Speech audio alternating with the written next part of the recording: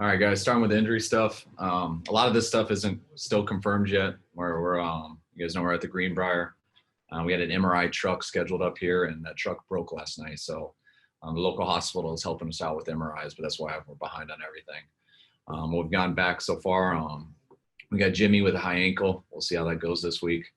Does still have a chance because the severity is not real bad, but it is a high ankle. Mostert MCL sprain. Will most likely be out this week. And then the other guys we haven't got it confirmed yet, but Tevin with a knee sprain, DJ Jones with an ankle. Greenlaw had a thigh contusion, and then Bosa and Solomon we're still waiting on. So we should get that back sooner than later. Go ahead.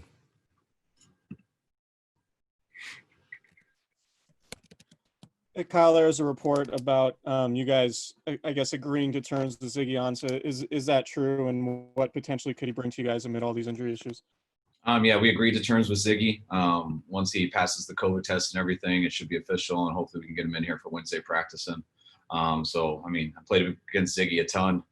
He's a hell of a player who can rush the passer and play the run well. So hopefully you get him in here soon and get him caught up. And we were going to try to do it anyways, but the urgency of that's definitely gone up with some of the injuries we've had in the last 24 hours.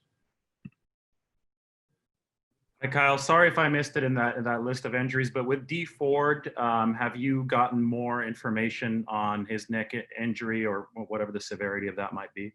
Yeah, the guys with injuries before this weekend. Kittle we'll see Wednesday how that's going. Brett we should have back on Wednesday, and then D Ford it started with neck spasms. We kept him around for the doctors to look into it after further testing. It's more of a back injury now than neck spasm. So, anytime it's the back, that is an issue. So we're still working into that, but at least we can clarify what it is. But that's all I got on him. Hey, Kyle, I know Mostert kind of had a big week planned this week anyway with things going on with his family and things like that. What is the plan for him this week, and particularly now that you have to factor in kind of the rehab and all that? I'm not sure exactly. You could ask him. I know his wife's expecting this week, so hopefully it works out for them. However it pans out when she has it, and hopefully he can make it. So, but I'm not sure exactly. I know we're going to do whatever we can to help him out. Hey, Kyle, with the situation with the turf, well, first off, have you had any conversations or anyone there have any conversations about your concerns with the turf at MetLife Stadium and where things would stand there?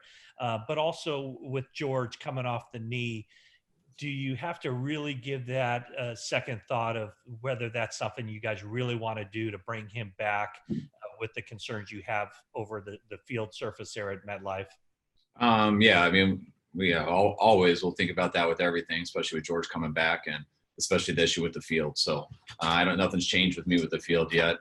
I haven't been able to talk to anyone. I know John talked to Troy earlier today, and they're definitely looking into it. So hopefully at some time we get some answers back that can make our players feel a little bit more at ease playing there next week.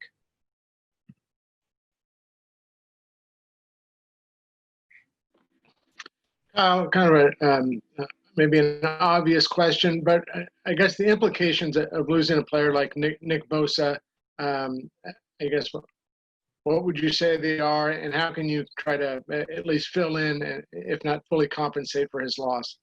You can't do it with one guy. Everyone's got to step it up. Everyone knows how great of a player Nick is. Teams do go through this. We lost our quarterback at the beginning of the year 2 years ago. You look at things like Denver losing a player like Bond before the season started. So it's all very similar to losing a guy like Nick. So I think we all understand that. But the thing that makes you excited is that we do have a lot of good players on our team.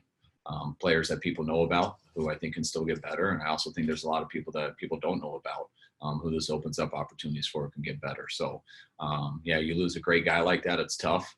But you can look in our rooms and stuff and know that we still got a lot of guys out there who can go play good football and give us a chance to win every game that we show up for. Kyle, there was no penalty on the hit on which Jimmy was injured. After reviewing that, was that a legal hit below the knee there? No, hit him. You can't. They hit him right in the calf or right in the Achilles, so that was low. They didn't call that, and then they couldn't blow the whistle because his mask was on. and he couldn't get the mask off in time. So while Jimmy's laying there and they can't blow a whistle because the mask was on, a guy came and hit him again. So I thought there should have been 2 penalties on that play. Kyle, you said the severity of the ankle sprain is not as bad as initially feared. Was part of the reason to get him out at halftime just knowing how the game was going and the way the turf was? And that kind of leaves the window open for next Sunday? No, you heard it, and adrenaline and stuff, and you don't take him in for an X-ray and everything with how he's talking and stuff, and so you feel okay with it. But as the game gets going, and you can tell how he's moving, and we're communicating with a lot, we knew that it was hurting him, and so we tried to get him in for some X-rays at halftime and do all that stuff, and we knew it was getting worse, not better. And when it's getting worse, not better, that's not a good sign. So we were going to shut him down regardless at halftime. Hey, Kyle, another turf question. Do you know if your players were wearing the same types of cleats and soles that the Jets were wearing? And are you going to re-examine and change the footwear your players wear next time they're on this MetLife field? No, I don't know. I mean, we'll look into everything this week. But, I mean, when you're talking about stuff gripping and stuff too much, I mean, I would think the only thing you could do is take off cleats, which isn't fun either. So, I mean, those guys, I know – hopefully we'll get something from the NFL that makes us feel better about that. But I know the players and our equipment guys will be looking at everything possible to help us with that turf. Kyle, you already mentioned Ziggy Ansah coming. Do you anticipate bumping up someone from the practice squad, either Jordan or Daniels? And what's the thought process on that? Is that something you'll do early in the week or later? We haven't decided exactly yet. I mean, just with the numbers going right now, I'm sure that we will. But a lot of things talking about today and not getting the official MRIs back yet. So we haven't made a decision, but we will by the end of the week. It was hard to tell when where Tevin Coleman got hurt. He came out of the game for a little bit, then went back in. What was the nature of his injury, and are you optimistic about him at all? No, I'm concerned about him too. That's what we're waiting for, the MRI on him. I know it's some type of knee issue. You couldn't see it exactly when it happened. He would know what play it happened on. I haven't got to ask him yet. But it happened late in that game. But kind of the same thing, just as what was happening with other guys. Hey, Kyle, they mentioned on the broadcast some travel issues you had going out there. Can you explain what happened? Yeah, the plane we were supposed to take out on Friday, somehow, I don't know how, but someone crashed into it on the runway. People working, I guess. So then they dented it, and we thought they were going to fix it, and then they thought it was not safe to travel. So I'm glad they made that decision. So they got us a new plane in San Francisco. So we had to go to a different airport, and so it got us about 6-hour delay. So it just got us in real late. We didn't get in about 2:30, land, and get to the hotel around 4. So we're supposed to get there 9. So, but luckily we came on Friday. It would have been a big issue if we came on Saturday. Kyle, 2 questions. Did you have an emergency quarterback just in case anything happened to Nick Mullins? And then also, Jimmy seems to perform better after he's gotten hit. He had a great performance after his ankle injury. No, he does. He's pretty consistent with that. And he even says it too. So I told him we can hit him with a bat on the way out before we start if he wants, if that'll help him. But he kind of laughed at it. But I don't know, Jimmy's a physical guy, and lots of guys, it kind of gets him going in the game and get you more alert. And Jimmy plays with a lot of grit. I mean, for him to hurt his ankle like he did, the next series in, we had a 3rd down where people weren't open on. They got us in the right call. For him to scramble to the right when he barely could move, make that throw to Ayuk to move the chains that led to a 14-play drive. He really gutted it out, and as tough as a guy I've been around. Hi, Kyle. Obviously, replacing somebody like Nick and also D is something that's never going to happen to 100% capacity. But given what Chris Kasurek has already shown with his ability to mix and match guys on the defensive line, I was hoping you could talk about the challenge in front of him and how much faith you have in him being able to glean as much as he can out of the remaining talent on the defensive line. Well, I got a ton of faith in Chris because he gets the most out of all of his players, whoever it is, whether it's a top guy. I joke that all he has is top 10 picks, but he's also got a lot that aren't. And whoever it is, it doesn't matter. He coaches them all the same, and he gets the most out of them. So when you got that effort as a coach, and then you got players who buy in and who work and give it their all every single day, no matter what day it is, and who are pretty talented to begin with. I feel good about our D-line. Yeah, we've lost a couple good guys, really good guys. But like I said, we got some depth, and I think they're coached extremely well. Hey, Kyle, just knowing that and just knowing how important it is for Mullins to get a full week of practice under his belt. So how important is it for him to get on the same page as weapons, and knowing that he's been in the system for a few years, can we see the full playbook? I mean, I think you always see the full playbook. I mean, whatever we take into a game plan, that's how we're attacking that game, those defenses, and what we think our players do best. So that doesn't change much, whether he's in his third year or first year.